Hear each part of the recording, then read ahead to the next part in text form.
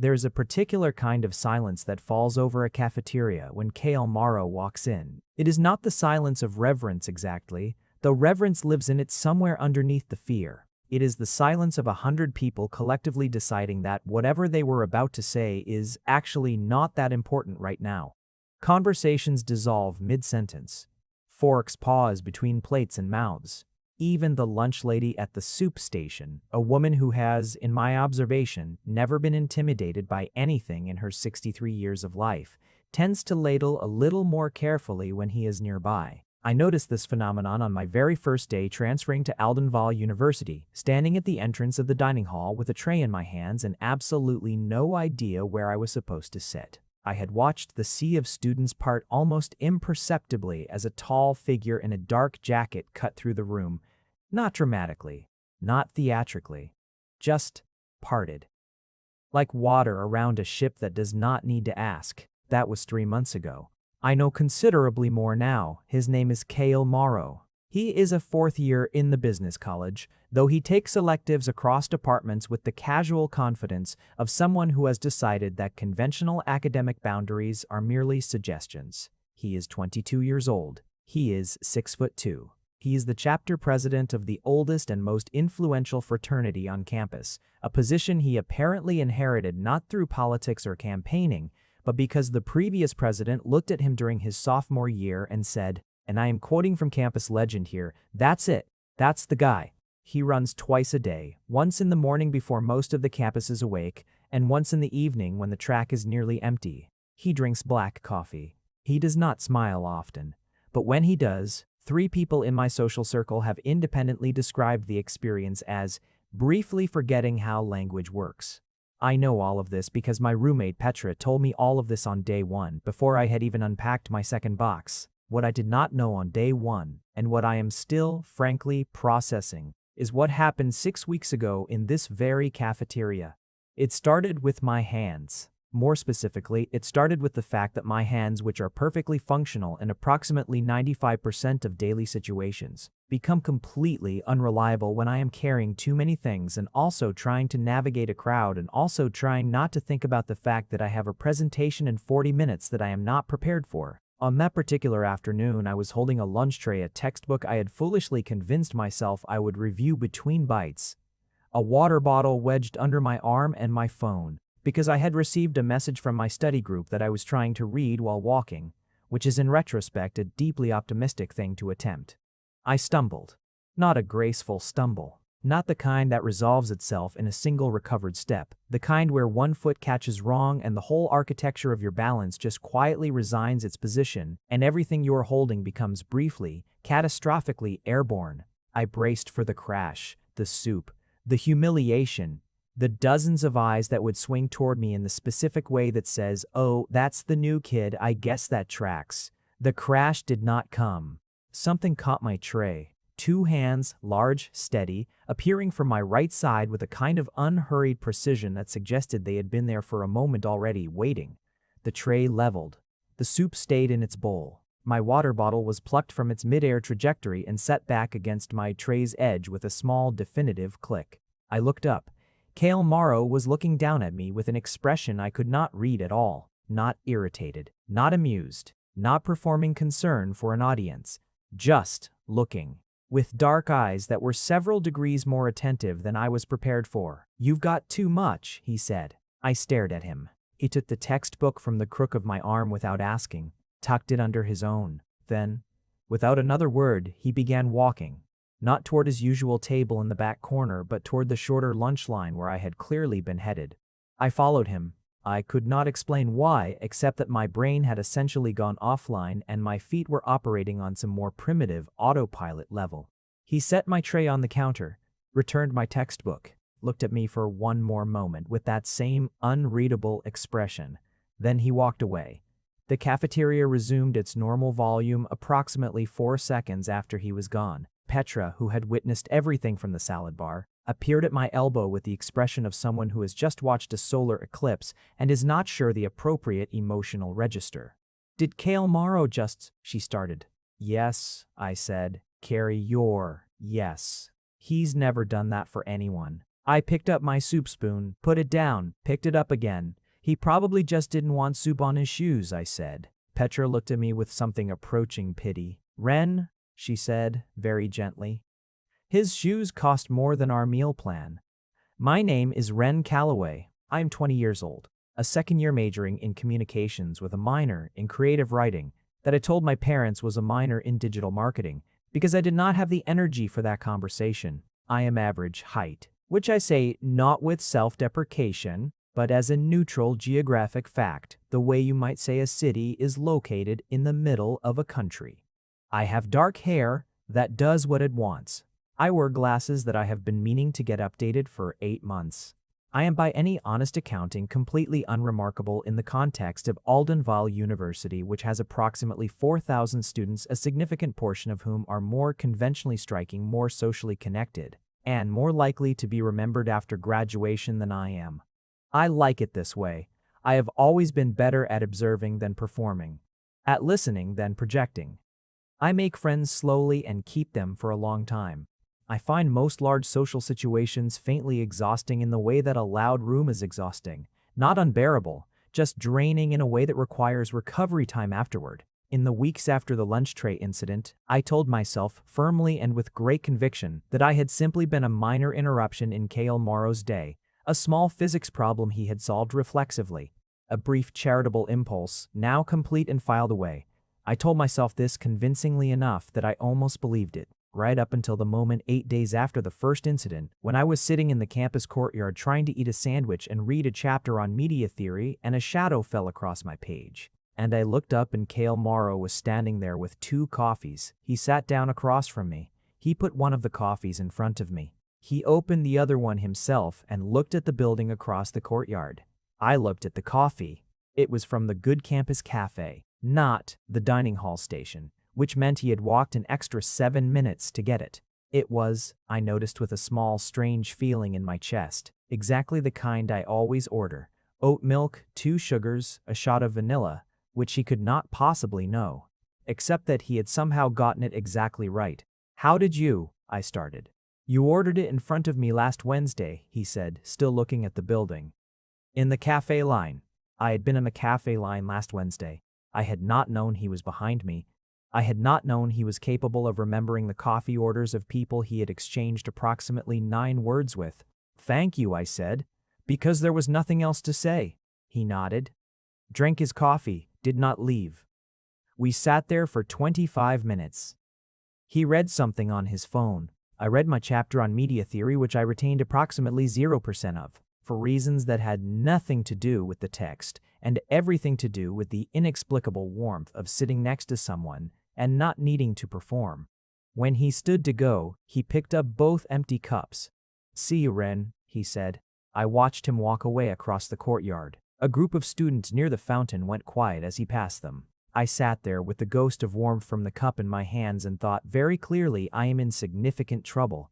The thing about Kale Marorrow, and everyone at Aldenval has a version of this sentence, which they complete differently depending on who they are and what they have seen, is that he is not what he appears to be. Or, perhaps more accurately, he is exactly what he appears to be, which is the problem, because what he appears to be is many things simultaneously, and most people find it easier to pick one and dismiss the rest. He appears to be powerful, which is accurate. He appears to be cold, which is partially accurate and partially projection on the part of people who have mistaken quietness for coldness and restraint for disinterest. He appears to be the kind of person who moves through spaces without considering their effect on others, which is, I have come to understand over the last several weeks, almost entirely wrong. Kale Marorrow is, in fact, acutely aware of his effect on others. He simply has, at some point in his history, made a decision about which effects to manage and which to let stand. I know this because I have been watching him the way I watch most things that confuse me, steadily, from a slight distance with my notebook nearby. The notebook is metaphorical. I am a communications major, not a journalist. But the impulse is the same. When something does not make sense, you look at it longer. You look at it from different angles. You write down what you see and hope that patterns emerge. What I have written down over 6 weeks of increasingly confusing proximity to Kale Marorrow is this. He holds doors, Not performatively, not for everyone in a sweeping gallant gesture, but specifically and quietly. If he sees someone behind him with full hands, he waits. If someone is struggling with a heavy door on the wrong side, he crosses the threshold to hold it from the right. He does this without fanfare and without checking whether anyone has noticed. He checks on his fraternity brothers with a consistency that does not match his reputation. There is a sophomore named Dax who had a rough month. Family stuff, from what I overheard, and twice in October I saw Kale sitting with him in the library at off hours, not studying, just present, not talking much, just there. He is funny. This one surprised me most. It is dry and quiet and dependent on the other person paying close enough attention to catch it, which means most people miss it, which means most people do not know that Kale Marorrow has a sense of humor. But I have over the course of multiple unexpected encounters laughed out loud 3 times at things he has said in his unhurried flat tone, and each time he has looked at me with something that is not quite a smile but is adjacent to one, something that lives in the corner of his expression, watchful and pleased. He likes it when people laugh at his jokes. He just doesn't show that he likes it in a way most people are calibrated to catch. I am calibrated to catch it now. This is a problem. Petra is not subtle about what she thinks is happening. We are in our shared apartment kitchen. She is making tea. I am pretending to work on an essay that I have written approximately 2 sentences of. When she sets her mug down and says, with the energy of someone who has been waiting a patient amount of time and has now decided the time is up, when are you going to acknowledge that Kale Marorrow is courting you? He's not courting me, I say. Ren, he carries your tray once. He carried my tray once because I was about to drop soup on both of us. He brought you coffee. A nice gesture. He sat with you for half an hour without speaking. We were both busy. He walked you to your Tuesday lecture. She holds up her hand before I can respond. Before you say anything. I was there, Ren. I saw it. He came out of the building across the quad, changed direction, and walked you to your building, and then turned around and went back the way he came. I open my mouth. Close it. I thought he was going the same way, I say, but even as I say it I hear how thin it is. Petra picks up her tea, takes a measured sip, looks at me over the rim with the expression of someone who has the patience of a saint and the tolerance of a person who is rapidly approaching their limit. He is the most feared person on this campus, she says, not unkindly. People make detours to avoid accidental eye contact with him. His fraternity brothers call him Sir when they're nervous. Last semester, a guy in the business school circulated a rumor about him and retracted it within 24 hours, not because anyone threatened him, but because Kale just looked at him in the hallway once, and the guy apparently lost the ability to hold his ground. I'm aware of his reputation, I say, and he is bringing you vanilla oat milk coffees and carrying your stuff and showing up wherever you are. She puts her mug down with a soft, definitive clink. Ren, I say this with absolute love. He is not doing that for everyone. I stare at my laptop screen. The cursor blinks in the empty essay document with something that feels, irrationally, like judgment. I don't know what to do with that, I say honestly. Petra sits down across from me. Her voice is gentler now. Yes, you do, she says. You're just scared. Tch.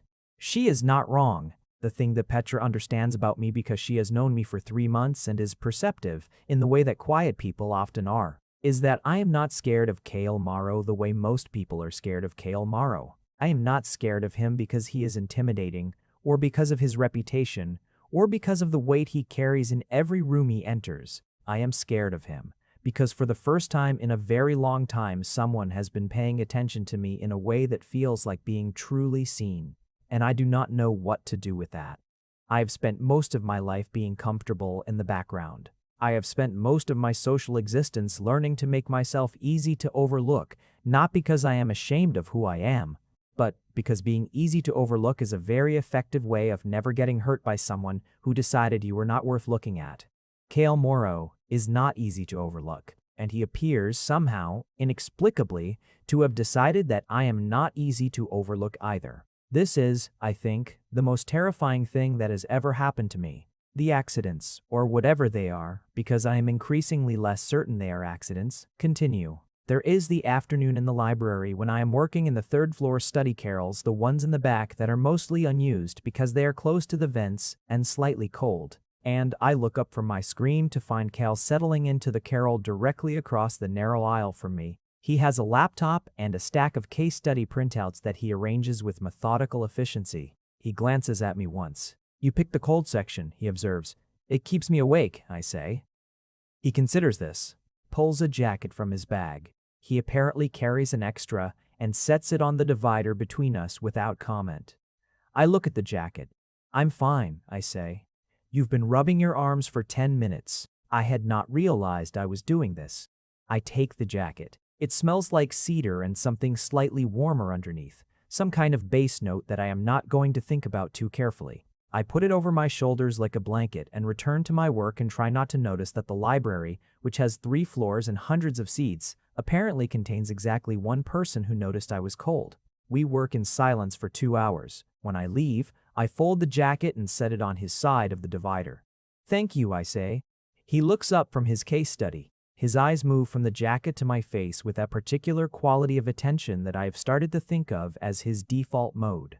Not intense, exactly, more like precise, like he is always gathering a little more information than other people think to. "You can keep it," he says. My heart does something I will not describe. "It's your jacket," I say. "It's just a jacket. Kale." Something shifts in his expression at the sound of his name, a slight softening, barely perceptible, like a room whose temperature adjusts by 1 degree. He reaches out and takes the jacket.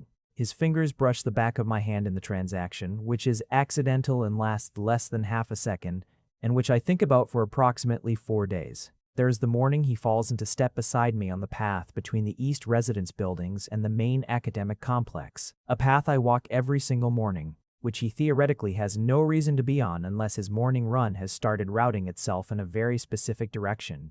We walk without speaking for a while. The campus is still early, quiet, thin October light, making the brick buildings look warmer than they are. "You're up early," he says eventually. "I have an 8 a.m. Those shouldn't be legal. Tell that to Professor Harwick." A small pause. Harwick teaches Introduction to Media Systems on Tuesdays and Thursdays. I look at him sideways. "How do you know that?" "I took it sophomore year. This is plausible. This is completely plausible. I am going to treat this as completely plausible and not examine it further." "He's not that bad," I say. "Once you learn to just let him monologue for the first 10 minutes. He once talked for 45 minutes about the history of the printing press before anyone realized the slides weren't loading." I laugh and it comes out louder than I intended in the morning. Quiet. A few pigeons scatter from a nearby bench. Kale looks at me with that corner of expression thing that is not a smile but is the outline of one. "His PowerPoints are still terrible," I say once I've recovered. Some things don't change. We reach the fork where my building branches off from the main path. I stop. He stops a beat after me, which means he was going to keep going in my direction, which means, "This is me," I say. He looks at the building, looks at me. "I know," he says. A beat. "Have a good lecture, Ren." He turns and goes back the way he came, and I stand at the fork for a moment longer than I should, watching him go. And then I take a breath and go up the steps and into the building, and I stand in the empty hallway before class starts, and I think with great clarity and significant emotional intensity, what is happening? Petra has a theory, which she presents to me over dinner in our apartment with the gravity of a person unveiling a thesis. The theory is this. Kale Marorrow has, at some point in the last several years, decided that the most effective way to protect himself is to become so formidable that no one approaches him casually. He has built a perimeter. He maintains it. Everyone at Aldenvale operates within the perimeter's understanding. You do not bother Kale Marorrow. You do not make assumptions about Kale Marorrow. You do not presume intimacy with Kale Marorrow. And because everyone maintains this understanding, Kale Marorrow has not, in Petra's informed estimate, had a genuine spontaneous interaction with someone who did not already owe him something or want something from him in quite a long time. And then I showed up. Unremarkable second year, communications major, glasses. Someone who, when Kale caught my lunch tray, said thank you and did not immediately begin treating him like an opportunity or a social asset or something to be afraid of. Someone who, in every subsequent encounter, has simply been present. Honest. Occasionally funny. Not performing. "You're not scared of him," Petra says. "Not really." And I think he knows it. And I think, she pauses, choosing her words, I think someone like that, someone who has built something that keeps everyone at a distance when they meet someone who just, I don't know, walks up to the edge of that and doesn't run, they notice. I think about this. That's a very generous interpretation, I say. I think it's accurate, she says. It could also be, I say, that he is just a decent person who occasionally helps people with their lunch trays. Petra gives me the look. He remembers your coffee order, she says.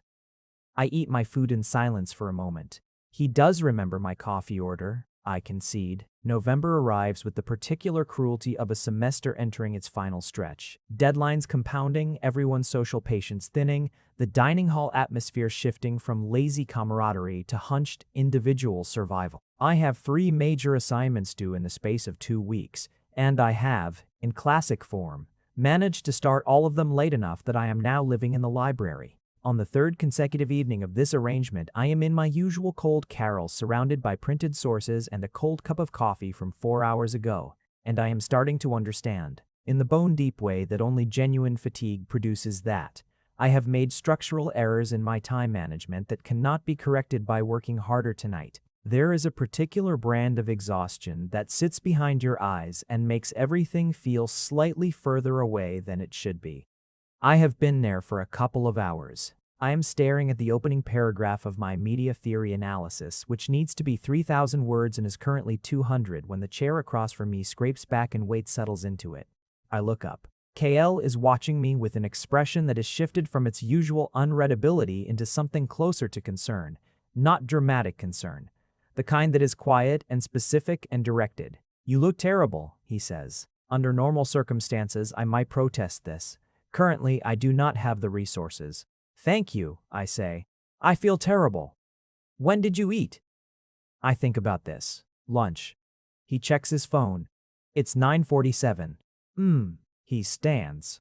I think he is leaving. Instead, he picks up my empty coffee cup, considers it for a moment, and sets it back down. Come on, he says. I have to. You're not going to finish anything useful tonight, Ren. You can barely keep your eyes open. Come on. There is something in his tone that is not a command exactly. It does not operate through authority. It operates through the simpler mechanism of being correct and being said by someone who has noticed you and decided you matter enough to notice.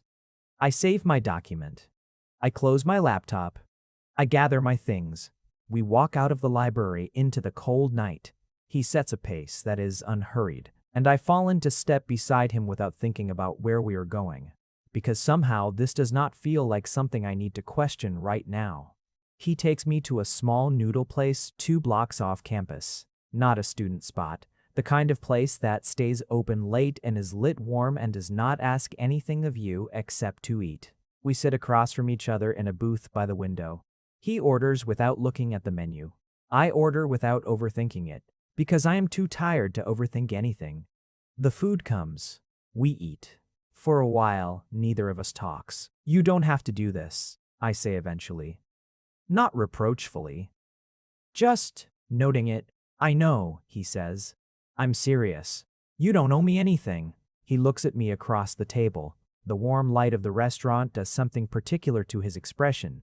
Takes the edges off slightly, or maybe I am simply seeing it more clearly in a context that is not the middle of a crowd. I'm aware of what I owe and what I don't, he says. I just mean, Ren. He says my name in the same way he always does. Not loudly, but with a quality of attention that makes the sound land precisely. Eat your food. I eat my food. Somewhere around the middle of the meal, he says, without particular preamble. What's the assignment? Media theory analysis. Framing and public narrative in contemporary journalism. What angle are you taking? I look at him. You want to hear about my assignment? I'm asking, aren't I? I talk about my assignment for the better part of 20 minutes. He listens the way he does everything, with that quiet, precise attention that makes you feel like what you're saying is worth being heard. He asks questions, real ones, not the kind people ask when they are waiting for their turn to talk. By the time the food is gone and we're sitting with tea, he ordered tea for both of us without asking, which should perhaps irritate me but somehow only makes me feel warm. I have. without entirely meaning to outline the entire structure of an argument that is considerably more interesting than what I had started with.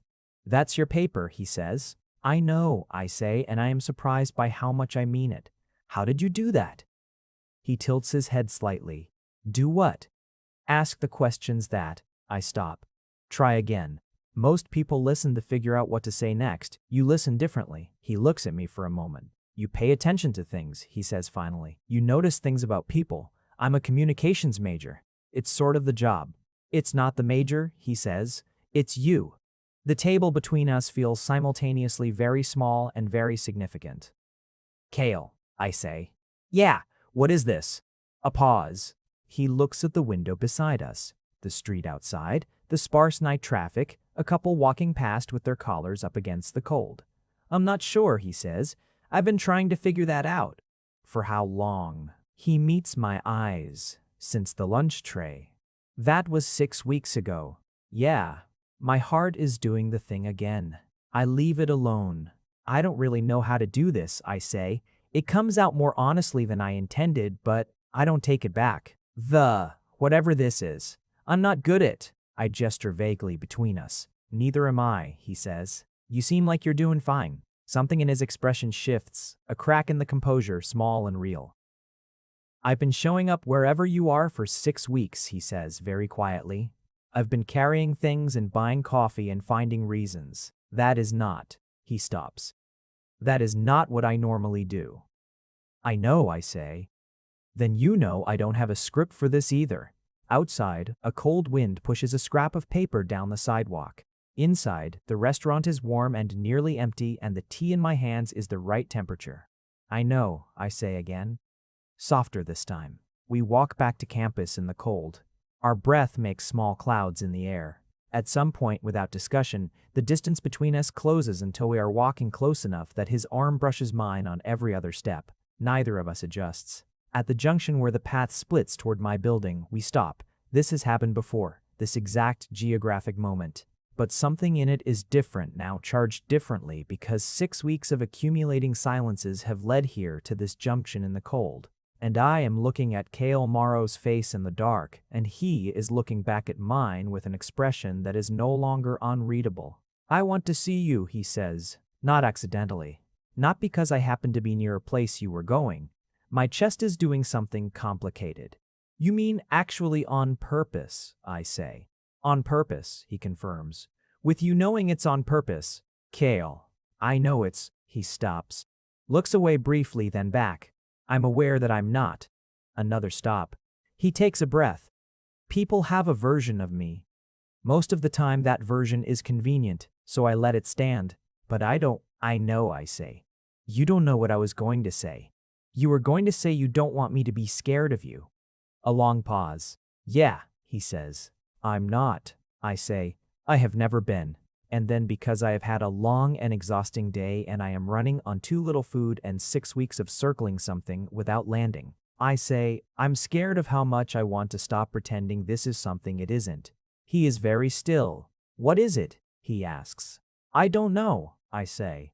"Something I haven't felt before. Something I don't have the right word for yet." He reaches out. His hand finds mine in the dark, careful and deliberate, and he holds it with the same quality of attention he brings to everything, like he has decided this matters and intends to treat it accordingly. "We can find the word," he says. "We have time." I look down at our hands, back up at him. "Okay," I say. He squeezes once, light and real. "Okay," he says. Dating Kale Marorrow is not what I expected, though I am not entirely sure what I expected. Something more dramatic, perhaps. Something more shamanic, perhaps. Something with more ceremony and more visible stakes. Something befitting the mythology. What it actually is this. It is Sunday mornings at the Good Cafe where he brings my coffee to the table without being asked, and sits down and reads something on his phone while I work on whatever is due that week. And we talk when we have things to say and do not when we don't. And there is no performance of couplehood in any of it, just a comfortable warmth that has settled in between us like weather. It is him texting me at odd hours with things that made him think of me. An article about a media ethics case I had mentioned, once a sentence from a book he found unexpectedly funny. A photograph of a sunrise he caught on his morning run sent without comment, which I saved to my phone and do not explain to anyone. It is the way the cafeteria's silence changes now when he walks in and sits next to me. Because I am still in my usual spot and he has simply, matter-of-factly, begun sitting beside me. The silence now has a different quality. Not fear, but the particular electric attention of a social ecosystem recalibrating. I catch people trying to do the math of this and arriving at expressions of visible confusion. It is Petra in our apartment saying, "I told you," in a very restrained tone that communicates clearly she is exercising significant emotional discipline in not being more emphatic about this. It is Kale's fraternity brothers who treat me with the kind of elaborate, slightly nervous courtesy that suggests they have been briefed in some way. Not by Kale explicitly, I don't think, but by the general social transmission of meaning that flows through organizations of people who pay attention to each other. The most notable of them is a third year named Gio who shook my hand the first time we met with the focused energy of someone making sure they are creating a positive first impression, which I found both touching and mildly overwhelming. It is a specific Friday evening in late November sitting on the floor of Kale's apartment, which is off campus, which is clean in the precise way of someone with actual standards, which smells like cedar and coffee and faintly of whatever laundry detergent he uses, working side by side on our respective assignments while something low and instrumental plays from a speaker in the corner. He is leaning against the couch. I am leaning against him, which happened gradually and without ceremony over the course of 2 hours, and which neither of us has commented on or adjusted. His hand is resting on my shoulder. Occasionally he reads something over my shoulder and says something brief and useful about it. Occasionally I read a sentence from his case study and ask a question he hasn't considered. At one point he puts his chin on top of my head, entirely without announcement, the way you might shift your weight just a settling. A small claiming, and I stop pretending to look at my screen and just exist in this moment for a minute. "This is nice," I say, quietly. His hand adjusts against my shoulder. "Yeah," he says. I meet his friends properly over the course of several weeks, and what I discover is that the people who know Kale well have a relationship with him that looks nothing like his reputation. There is Gio, who is loud and warm and has apparently been Kale's closest friend since freshman year, and who tells me conspiratorially about 20 minutes into our first real conversation that Kale talked about me before asking me out, which means there was a period where Kale was processing this out loud to his best friend, which means at some point Kale Marorrow sat in this apartment and said something about me that was important enough to say. I do not ask Gio what was said. Some things are better arrived at naturally. There is Sem, who is quiet like Kale but in a different register, where Kale's quietness is contained and watchful. Sem's is soft, like the quietness of someone who is always slightly elsewhere in their thoughts. He is studying architecture and thinks in structures, and makes oblique observations that take a moment to land and then land very hard. His observation about Kale and me, delivered 2 weeks in over a group dinner at a long table. He smiles more now. Directed at no one in particular. Noticed by everyone. I look at Kale across the table. He is in conversation with Gio, not listening to Sem. He catches my eye anyway, some peripheral awareness of being observed drawing his attention, and the edge of his mouth moves, that fractional thing, that not quite smile that is the outline of one. I look away before he can see that my face has done something I am not in control of. There is a night in December, close to the end of semester, when the campus has gone quiet with the particular exhaustion of exams, and everyone is either buried in the library or has already gone home for the break. Kale and I are on the roof of his apartment building. He has a key because he has lived there for 2 years and the super trusts him, and also because, as far as I can tell, Kale has keys to things in the way that competent, responsible people are given access to things. He brought blankets, plural, in the methodical way he does everything, having considered the conditions in advance. There is also coffee because he always brings coffee, which means I've been warm in every outdoor situation I have been in since November. We are lying on our backs on a flattened section of roof shoulders touching, looking at the sky, which is not particularly spectacular, city light blunting most of the stars, but which has a clarity tonight that makes it feel like something anyway. "When did you know?" he asks. "Know what?" "That you wanted." He pauses. "That you didn't just want to keep pretending it was nothing." I think about this honestly. I want to give him the real answer, not the comfortable one. Probably the jacket, I say. In the library. When you put it on the divider. I spent that whole session thinking about nothing except the fact that you had noticed I was cold. You were rubbing your arms for 10 minutes. I know. I pause. People don't notice that, in general. I'm not very loud about what I need, and so most of the time people just don't notice.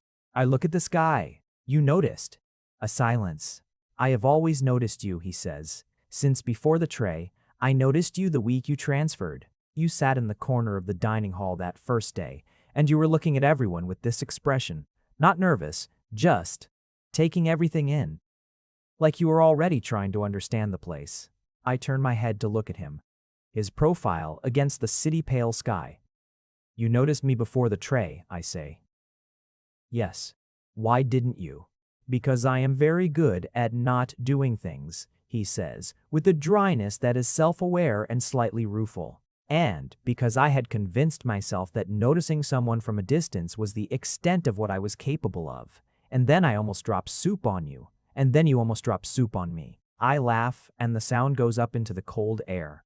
His shoulder shakes against mine, the smallest, most contained version of a laugh. The soup changed things, I say. The soup changed things, he confirms. We lie there for a while in the cold that the blankets keep at bay. What about you? I ask. He is quiet for a moment. You said thank you, he says. When I caught the tray, just thank you, simply, without making anything of it in either direction. Not flustered, not grateful in the way that required something back. Just thank you, he pauses. And then you looked at me like I was a person. My chest does the thing. I let it. You are a person, I say. I know, but a lot of people forget that. I reach out in the dark and find his hand, and he turns it and takes mine properly, and we lie there like that in the cold while the city hums its low frequencies around us. For what it's worth, I say quietly, I see a person. I've always seen a person. His fingers tighten around mine. He doesn't say anything for a long time. When he does, his voice is quieter than usual, less composed, in the precise specific way of someone allowing something they have held at a managed distance to be close for a moment. I know, he says. That's the thing, Ren. That has always been the thing. The complications, when they arrive from a direction I didn't anticipate, because I had been so focused on the internal landscape of whatever this was. The small daily accumulations, the adjusting of distance, the learning of each other in the quiet, unhurried way we had been learning. That I had not spent much time thinking about the external. Specifically, I had not spent much time thinking about what it looks like to the campus at large, for the most feared person in the building to be visibly, unmistakably spending his time with an unremarkable second year from communications. The gossip, when it crystallizes, is not malicious exactly. Most of it is just confused, the social version of people squinting at something and trying to make the image resolve. But some of it is pointed in the way gossip sometimes is, the kind that tries to construct a narrative that explains the inexplicable in terms of utility. What does he get out of it? What does the quiet kid have on him? Why would Kale Marorrow, who could have anyone, the whisper logic goes, who has apparently declined to have anyone for years, pick this? I hear about it secondhand through Petra, who hears about it through her own social network, and who tells me with the careful specificity of someone who wants me to have the information without being ambushed by it. I sit with it for a day, then I mention it to Kale. We are at the cafe. Sunday morning. He has his hands around his black coffee. I watch him while I talk, watching for the clench of the jaw or the flatness in the eyes that I've come to recognize as his tell, for something that bothers him more than he will acknowledge directly. I see it, briefly, and then he controls it. Ignore it, he says. I'm not upset by it, I say. I'm just telling you what I heard, in case you hadn't. I had. And, he looks at his coffee. Back at me. I don't owe anyone an explanation, he says, about who I spend my time with or why. No, I agree, but I want to know what you think about it. A pause. This is something I've learned about Kale, that direct questions about his inner state are received differently than other questions. They require a moment of adjustment, a shifting from the mode of external navigation to something more interior. He is not bad at it.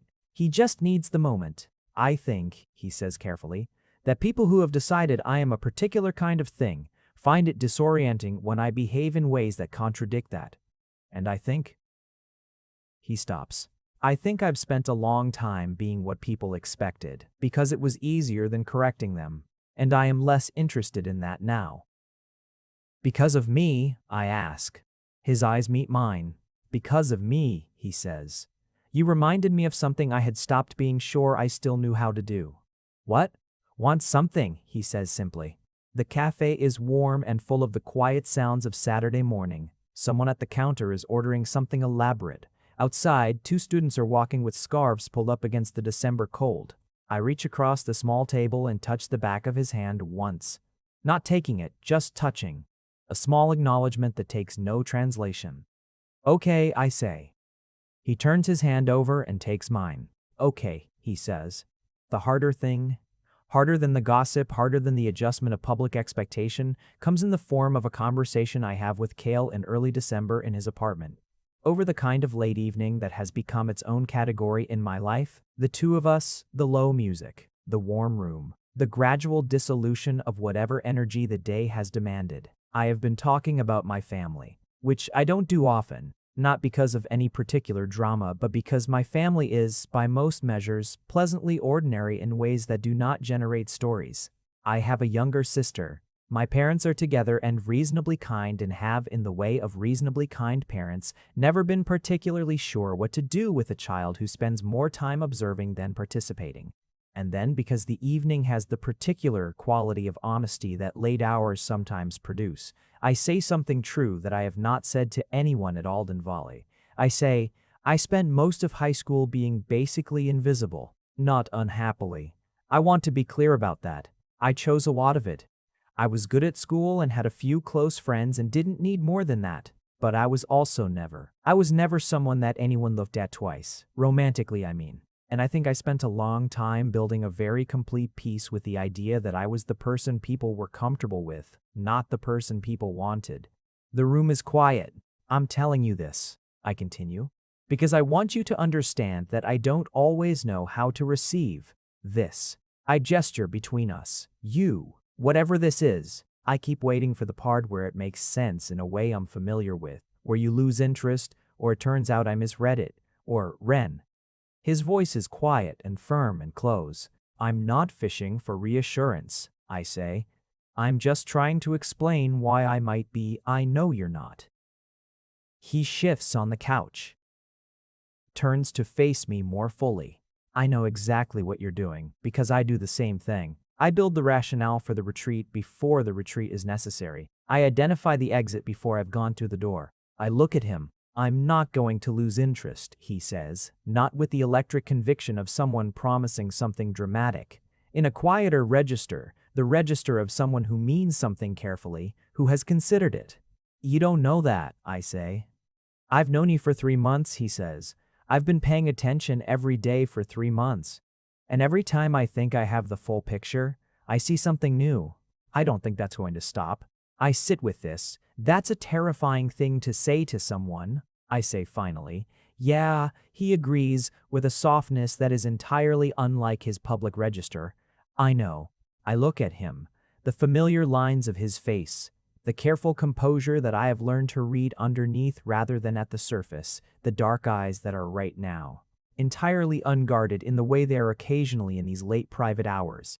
Okay, I say. Then me too. Same, all of it. The not smile curves, properly this time, into an actual one. Small and real and private. Okay, he says. He pulls me gently, unhurriedly closer until I am against his side and his arm is around me and my head is somewhere in the vicinity of his shoulder and the room is warm and the music is low. And I exist in this without bracing for its end, which is itself a new thing. The break happens. We are both home, different cities, several hours apart, for 3 weeks. We text every day. This surprises me, not because I doubted that we would, but because the texture of it surprises me, how easy it is, how entirely without effort. He texts me things that made him think of me. An article about something I mentioned before the break, a photo of early snow, a question about a book I recommended. I text him things that make me think of him, which I am learning is a surprisingly wide category of things. Late nights, when we have both run out of other things to do, we talk on the phone in the dark with the particular quality of darkness honesty. And I learn things I could not have learned from proximity alone. I learn that he grew up in a large family with a complicated internal politics, that he has 2 older brothers who set a specific template, and that he spent a long time either measuring himself against or trying to distinguish himself from, and that this has produced in him the combination of high competence and low need for external validation that most people read as coldness. I learned that he chose Aldenvale specifically because it was far enough from home to be genuinely separate, that he built the chapter presidency out of a sense that if he was going to be here he might as well be useful, that the reputation was a byproduct and not a goal. I learned that he has 2 playlists he uses for running, that his coffee order is the one thing he is genuinely fussy about, that he has read more fiction than his academic profile would suggest, that he finds the architecture of old buildings unexpectedly interesting. I learned that he does not often tell people things, that he keeps most of his interior landscape private not from dishonesty, but from a long-practiced habit of self-sufficiency, that talking to me in the dark on the phone is something he is doing differently than he has done it before. "You tell me things," I say one night. "I do," he agrees. "Is that different?" A pause. "Very," he says. He picks me up from the train station when I come back in January. I round the corner past the main entrance and see him standing against the wall with his hands in his jacket pockets, watching the arrivals with the patient economy of someone who knows exactly how to wait. He sees me at the same moment I see him. The not smile, the real one, just for a moment before composure reasserts itself as habit. He picks up my bag without asking. I look at him. "I have it," I say. "I know you have it," he says, already walking. I fall into step beside him and we walk out of the station into the cold January air, and I think about the first time I saw him in the dining hall. The parting silence, the figure in the dark jacket, the mythology of him assembling itself in a room of averted eyes. And then I look at him beside me. The same dark jacket. The same precise way of moving through space, the same contained gravity that makes rooms adjust around him, and the warm press of his shoulder against mine, unhurried and deliberate, present and real. "Welcome back," he says. "Thank you for coming," I say. Of course. The city opens around us. The cold air is clean. Somewhere ahead, Aldenville is resuming its semester with all its usual frequencies and pressures and social geometries, and somewhere inside it there is a cafeteria that has a table where someone used to sit alone, and a cold carol on the library's 3rd floor, and a fork in the path between buildings where something was decided. I pull my coat closer against the cold. Kale reaches out and adjusts my collar without comment. A small gesture, one I have come to understand as his native language, more fluent than words. "Okay?" he asks. "Yeah," I say. "Okay." Spring at Aldenvale comes with the irresponsible enthusiasm of a season that has been held back too long. The quad fills. The cafe runs out of iced drinks by noon. Everyone's mood lifts by an increment that is small but perceptible, the way a key change in music changes the whole emotional character of a piece without moving very far. I am walking to class on a morning in late March when my phone buzzes with a text from Gio that says, "Corridor B, 2nd floor right now, you have to see this." This is, I have learned, how Gio communicates when something is happening that he considers important. I make a small detour. Corridor B's 2nd floor is the long hallway between the business college and the administrative offices, and what is happening when I arrive is this. A group of first years, clearly lost, are attempting to navigate toward an office with a map they are holding slightly wrong, and Kale is in the hallway for reasons I do not know, and, instead of walking past, instead of observing them from a distance as the sort of problem that solves itself, he has stopped. He is looking at their map. He is pointing them toward the right direction. Speaking in a tone I can see from here is quiet and direct and not impatient. One of the first years, the one holding the map, nods repeatedly, rapidly, with the energy of someone who is prepared to be intimidated, and instead received, unexpectedly, practical assistance delivered without ceremony. Kale finishes, hands the map back, continues down the hallway. The group of first years watches him go, and then they look at each other with the expression of people who have just had a piece of information about the world corrected. Gio appears at my elbow. "He does this," Gio says with an affection that is absolutely unguarded, all the time. Everyone thinks he's, and he just does this. I know, I say. You change things, Gio says. No, I say. He's always been this. I just paid attention. Gio looks at me for a moment. Then he does something I was not prepared for, which is that he pats me on the shoulder with the warm, slightly overwhelming energy of someone who has decided you are, definitively, good. He told me, Gio says, before he asked you out, that you were the first person he'd met in years who made him feel. He pauses, deciding how much to say.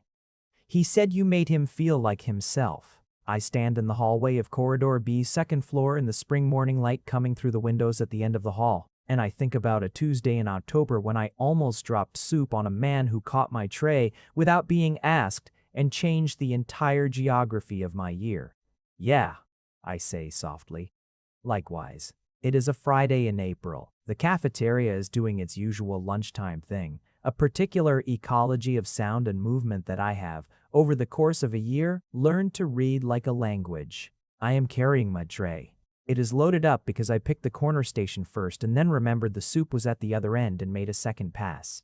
And now I have too much, and my water bottle is wedged under my arm, and I am trying to check a message at the same time, which is, if I am being honest, an error I have made before. I am very nearly to my table when I feel the water bottle go. A hand catches it.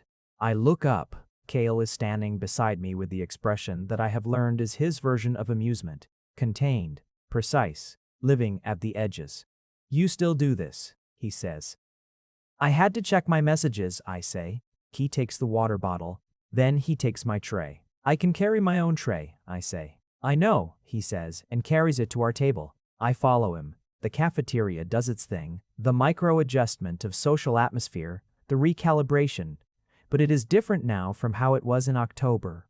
Less fear in the frequency, more of something else, something I do not have a single word for yet, but which is made up of the small daily evidence of a person being known accurately and choosing to stay. We sit down. He slides my tray back to me. His coffee is black. Mine has exactly the right amount of oat milk and vanilla.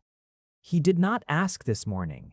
He does not need to. Across the table, in the noisy, warm, ordinary ecosystem of the university cafeteria, I look at the person who caught a lunch tray in October without being asked, and I think, I do not have the word yet, but I think we are getting close. He looks up from his coffee. The corner of expression thing. The not quite smile. What? He says. Nothing, I say. Eat. His mouth moves into the real one, small and private, and mine. Yes, sir, he says, very quietly. And the cafeteria hums around us, and the spring light comes through the tall windows in long, warm angles, and I eat my lunch and he eats his. And everything that has been accumulating since October sits between us like a full and pleasant weight, unhurried, ongoing, and entirely, quietly ours. If you made it to the end, you're my kind of person.